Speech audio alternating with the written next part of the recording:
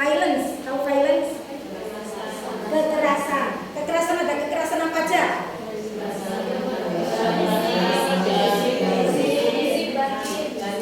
Kekerasan batin, fisik, kekerasan seksual. Sudah tahu undang-undang tindak pidana kekerasan seksual? Nanti di LKL. Terus undang-undang penghapusan kekerasan dalam rumah tangga. Sudah pernah tahu? Jadi di undang-undang PKDRT itu kekerasan salah satunya juga penelantaran ekonomi.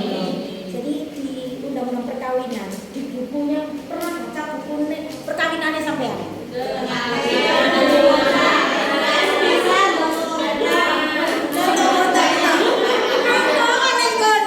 Siapa yang mencari nafkah utama di situ? Suami.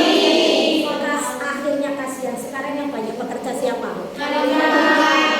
Ketika suami tidak memberikan nafkah itu, secara undang-undang penghapusan kekerasan dalam rumah tangga, suami itu loh bisa dilaporkan. Kasihan nggak? Kebijakan ini kebijakan kita masih belum responsif gender, masih ternyata mendiskriminasikan laki-laki dengan situasi sekarang. Sebetulnya yang mencari nafkah ya udah dua-duanya sama-sama berperan mencari nafkah. Jadi tidak terjadi kekerasan penelantaran ekonomi tadi. Kasihan kan laki-laki? Nah, memahami gender itu bukan karena kita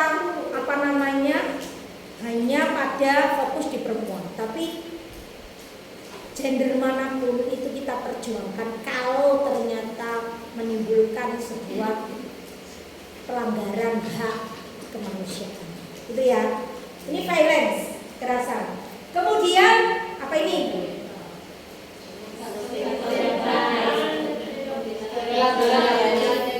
Pelabelan negatif. Contohnya apa pelabelan negatif?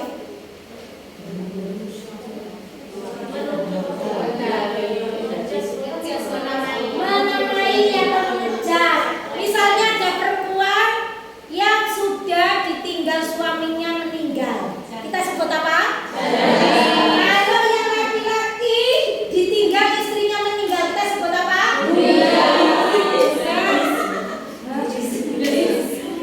Kita rasakan memanggil janda dan memanggil duda, kira-kira benar-benar yang mana? Nah itu namanya kita sudah melakukan ini pelabelan. Padahal janda itu loh yuk lapo-lapo, tapi kita kok sembunyi di sian. Terus menyepelekan, ya enggak? Saya yang tidak janda keluar malam paling sampai menemani. Tapi ketika ada janda yang keluar malam, nanti nih sampai tes plus-plus. Nah itu kita sudah melakukan diskriminasi karena sudah mensetelkan ini. Kemudian ini apa ini? Menomorduakan subordinasi.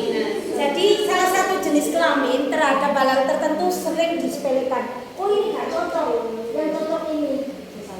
Contohnya menjadi kepala daerah.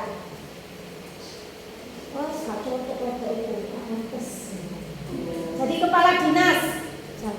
Oh nggak pantas. Tapi sekarang banyak nggak kepala dinas yang perempuan? Apakah sampai masih merasa nggak pantas? Enggak kan? Atau sebaliknya, ketika ada laki-laki dalam kepanitiaan jadi bendahara, ditertawakan enggak? Enggak. Tapi mesti misalnya dalam kerumunan rapat lanang wedok, bendahara mesti siapa? Ketika dimunculkan laki-laki, alam bawah sadar kita sudah pantas ya. Padahal tahu nggak yang di BNI, di Mandiri, di Bank Jatim, mas pakai pakai jas gitu, gitu ya. Memasak juga, pantas di lanang wedok masak.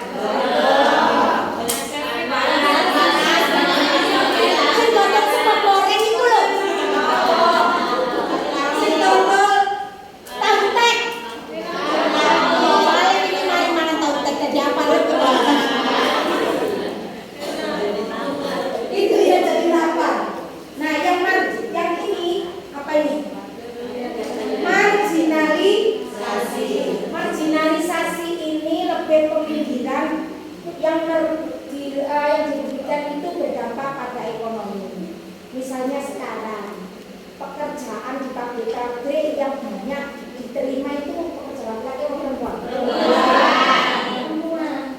Berarti karena dia laki-laki akhirnya dia tergeser. Karena laki-laki itu dianggap berani.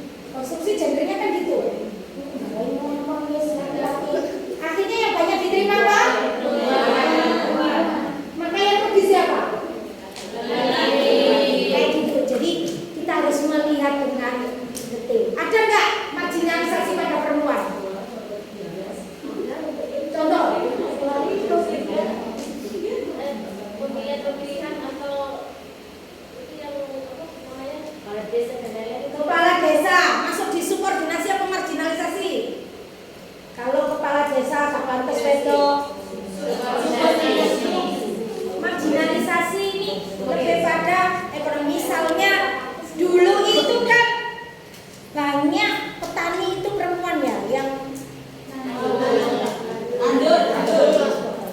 terus ketika ada mesin apakah perempuan masih dipakai? Tidak. Berarti perempuan mengalami pemikiran.